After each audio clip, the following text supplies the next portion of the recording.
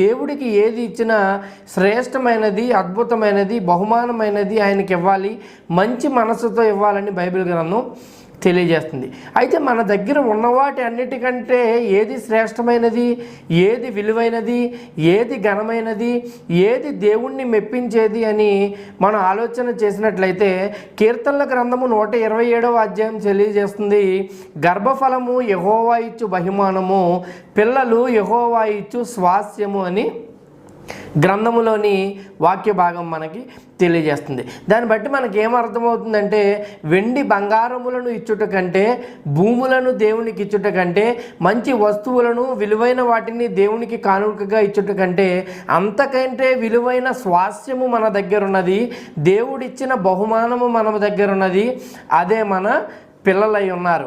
వీటన్నిటిని ఇచ్చుట కంటే మన పిల్లలను దేవుడి దగ్గర మనం విత్తినట్లయితే కనుక శ్రేష్టమైన